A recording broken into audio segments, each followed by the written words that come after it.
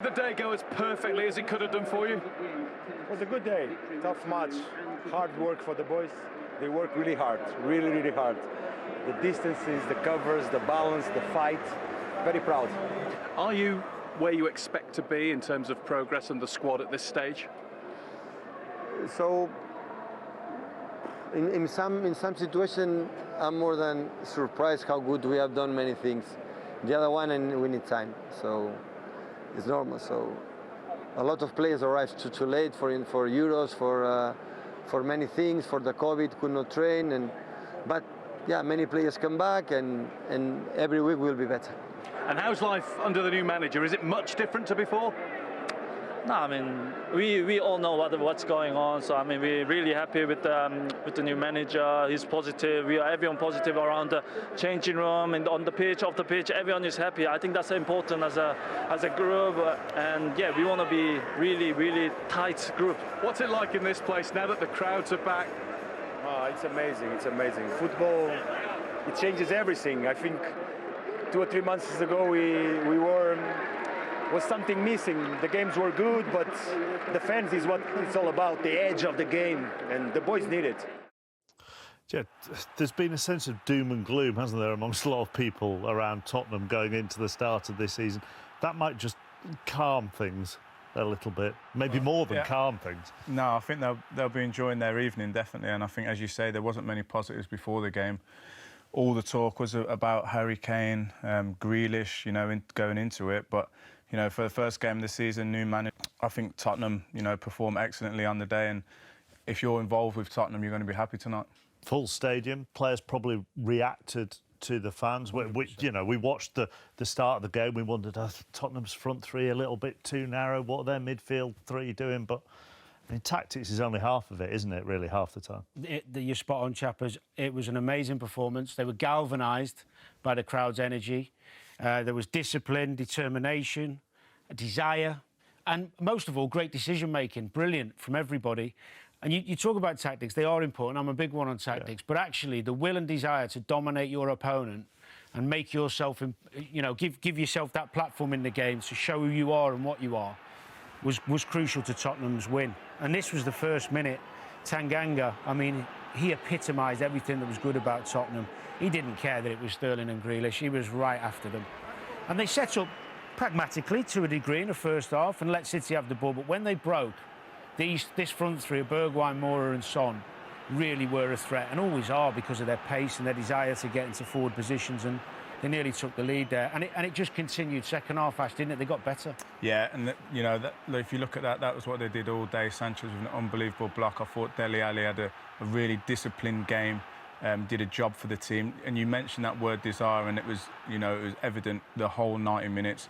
Eric Dyer there with a really good block at the front post, and this is what you've got to do if you're going to beat the champions. And I think they was right up for it. The tactics were spot on, as you said, but just to a man, you know, not getting beat, trying to dominate your opponent. They did that all afternoon. Do you think there's an element in all of this of these players going, hang on a minute, we're not a one-man team here. You know, this isn't all about one person up front. I think to a degree. I think certain players come to the fore more when bigger names aren't there, because they now think, let me show you what I've got. I can take responsibility. You don't need to go and buy someone, you've got me. I thought we saw some performances today from Tottenham players who were desperately trying to show the manager they want to play in that team. And that's all you can ask for as a man. None of the new signings were on the pitch.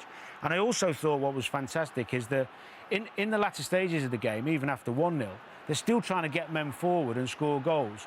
But the other thing as well, one of the hardest things when you've got a full crowd and they haven't had it for a year, is to be disciplined in your defending and not get carried away with that going to press and run after City and get... They chose their moments so well, and that's the decision-making that I was talking about that won them the game. You see some of the quotes there. Eric Dyer talking about togetherness and feeding off the fans. And Lucas Moura had a very important role for Tottenham today. He did, yeah, and I think, you know, obviously, as we said before, everyone was talking about Harry Kane. This is a guy, you know, that today showed his manager, you know, maybe it's not that important, because he was superb, sensational. His quick feet, again, we talk about the desire, the drive that he drove the team forward. He was very clever in his performance. He always was in positions like this, hoping and trusting his defenders and midfielders. They'd win the ball. He was in a good position, turn and he's straight at the City defence. Waits for Son to make a move. That's a good ball, and he carries on the run. This is the beauty of it. So they always had 3 players in attack. He could have slipped him back in there, and I think that he was another one of those players that epitomised the whole game for Spurs today. I think he's been underused since he's been a Tottenham player. I've always been a big fan of him. Even when his end product isn't quite there, he never leaves anything out there. You always get a shift from him defensively, and he's always trying to be positive. I think when players are trying to be positive and make things happen, you don't mind them not playing so well, but at least he's trying to take a risk. And he did it today. Sometimes he gave the ball away, sometimes he got caught in possession, but I think the Tottenham fans really like him, his energy, his effort, his commitment. I think he could be a big player for Spurs this season. It could be his year for them.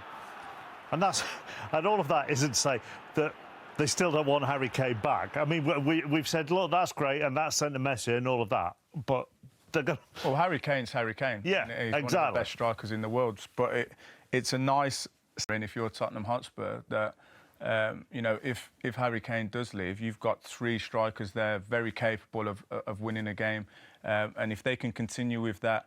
It might be a case, like you said, where with all the talk of Harry Kane, they wanted to say, OK, we'll go and show you what a together group we are and what we can go and do. And if they can continue with that for the rest of the season and possibly add in Harry Kane as well, they're looking a strong team. It's only the opening weekend, so you don't overreact. But there was puzzlement, I think, from both of you that Pep Guardiola maybe didn't act quicker with some of his substitutions, or didn't use his bench better, or maybe there were 2 or 3 that he could have started rather than have them on the bench. Well, Kyle Walker and Stones didn't start, and Sterling and Grealish did, so I didn't see quite the logic in that, because I think that back 4 that City had last year was the bedrock of their success.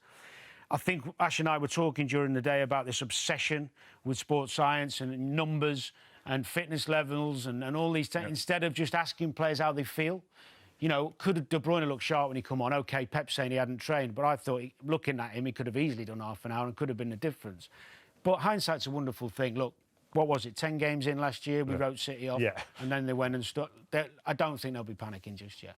Well, Manchester City have actually lost 5 of the last 7 games going back to last season as well. Pep Guardiola, incredibly, at the 5th attempt today, has still not won away at Tottenham Hotspur in any competition, which is extraordinary, really. It is. I mean, I don't know if they get stage fright in that new stadium. They seem to have struggled every time they've gone to this new stadium. It's really, really strange, but they seem to have the... You get those teams, didn't you, in your career, where you go and you think, we should beat this team, but you never seem to do it, and it seems like Tottenham's that bogey team for them. And the chances that Nuno was talking about when they said they got lucky early on, you just mentioned Aguero's gone. Is that just reinforcing your point that if they take one of those, it's a whole it's a totally different game. I mean, Cancelo had the good chance, Fernandinho had Mahrez had the opportunity. So one of those goes in, it's different. But they didn't, and you've got to give credit to Spurs for that. They hung on in there, knowing that if they did, then their time in the game would come. And I thought it was almost perfect from Tottenham in the way they played that game today. But from a City point of view, I think the big disappointment would have been the lack of reaction in the second half. Yes, they created in the first 10 or 15 minutes, they created those chances, but there was no big opportunities, I don't think, in terms of the second half that didn't really open Tottenham up as a unit. And that's something that they'll look to work on. So let me give you a scenario, because last season they won the league. Gundogan was the top scorer in the league with 13 goals. If there's a scenario, we're all guessing on what Glenn said, if there's a scenario on September the 1st that Harry Kane isn't a Manchester City player and nobody else goes into that squad, where do they sit in terms of favourites for the title for you? I mean, as a former centre-forward, I enjoy watching Man City play, but I've said, I'd never have played with them because they played with that false 9. And it was successful for them last season, but I think Pep has recognised to go on to where they want to go to, and that be winning the Champions League, they probably need that recognised centre-forward, someone that's going to give them 25 goals, 20 season. And unfortunately, the players that you've got, as you said, Gundogan was their top goal scorer, was it 13 goals last season? That's not enough. That's not enough, and I don't think it'd be enough to win them the Premier League this season either. So is that the reason you think whatever it takes, they'll just pay to get Kane? I do. I wouldn't say they have an obligation to Harry, because they don't at all.